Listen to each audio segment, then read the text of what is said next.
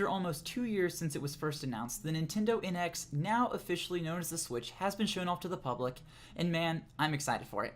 The Wii sold like hotcakes back in the day, but it didn't really appeal to hardcore gamers, and the Wii U, although a step in the right direction, was bogged down by subpar marketing and a lack of third-party software. It looks like third time's the charm, however, and now that the Switch is available for all to see, let's get this hype train rolling and talk about a few reasons why you should keep this new console on your radar. Okay, starting off, the number one reason you should be hyped is because the Wii U sold really poorly. So stating that the predecessor to a new console sold poorly may seem like a strange way to hype something up, but I feel like the lack of success from the Wii U will actually mean that the Switch is nothing short of incredible. Think about it. Nintendo spent billions of dollars designing, selling, and marketing the Wii U. Then a bunch of that money was wasted.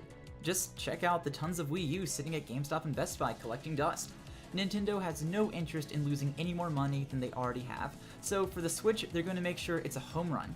It may not necessarily become the best-selling console of all time, but it does mean that Nintendo will make sure that the console's marketed properly, that there will be lots of games to play, and that it will stand out as something unique in the console crowd. Following up that point, lots of developers will be making games for the Switch. So, arguably, the biggest reason why the Wii U sold poorly is because there was a lack of third-party games being developed for the system. So, for those of you who don't know, a third-party game is a game made by a company other than the primary console manufacturer. That means games made by people other than Nintendo. This lack of third-party games meant that there was no Call of Duty, no Battlefield, no Final Fantasy, no Metal Gear Solid, etc, etc. So if a kid wanted to buy a new console, they were looking between a Wii U or a PS4, what if the kid was really into Final Fantasy? If that was the case, they'd have to choose a PS4 every time, just because the Wii U doesn't support the games they like to play. Thankfully though, it does not appear that the Switch has inherited the same problem as the Wii U. If you take a look at this huge list of developers that are all making games for the system, I think we can be certain that when this console rolls out, we'll definitely have lots of stuff to play. This one's probably obvious if you've been paying attention to the video at all, but the Switch is a home and a handheld console hybrid. That means you can play your games on your TV at home, and then if you have to go somewhere, you can take the system with you and play it on the go.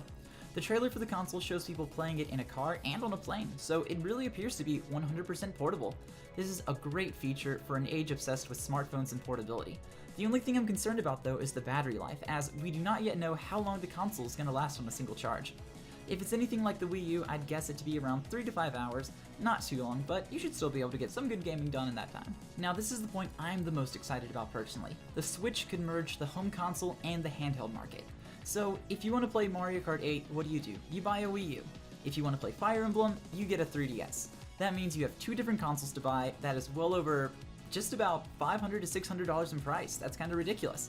Now, the Switch is doubling as both of these systems, which means that these 2 separate markets will be merged into one. What this means for the consumer is that you no longer have to buy 2 very expensive consoles. You just buy 1 very expensive console, which is a little bit cheaper. And this is also easier for the developers making these games, because if you want to make a game for both systems, you'd have to work with different hardware and different technology. Now you just make one, and all the markets and all the ecosystems are rolled into one. So it's cheaper and it's easier. I think this inclusion was personally the biggest surprise for me, but you can play local multiplayer games with other Switch owners. So if you're on the road with a bunch of people and they all own Switches, I'm not sure how likely that is, probably never gonna happen, but you'll have the chance to connect with them wirelessly and play some local multiplayer games. Think of it sort of like Pokemon, where you can use Bluetooth to locally battle or trade with the people around you.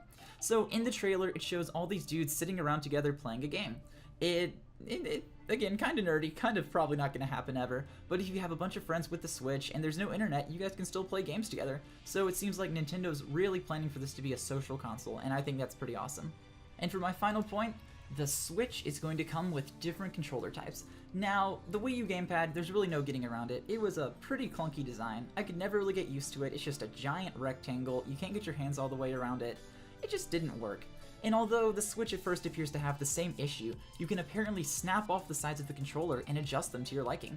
Do you want to make it look like a regular controller like the Xbox or the PS4? You can do that. Do you miss the Wii nunchuck and want to hold half the controller in one hand and half in the other? Sure, why not? Do you want to just not bother with the hassle and just play the system like a handheld? You can do that too. It's really cool that Nintendo anticipated that. Not everyone's going to want to play the same way, and especially as a company that wants to appeal to hardcore and casual, it's really neat that they're letting different types of control systems work for different types of people. So, there you have it, folks. Those are my reasons for why you should get hyped for the Nintendo Switch. Let us know what things about this console have you excited, and be sure to leave a comment about what you want us to get hyped for next. Also, it's time for a fan shoutout. This is a new segment where we'll start doing highlights of a few of our fans and say thanks for all their support. Today's shoutout goes to Lexi all the way in South Africa. Thanks for watching, Lexi, and we heard that you're sick, so we hope you get well soon, and have a wonderful day. So, as well to everyone else watching, thank you so much for viewing, and have a wonderful day as well. Bye!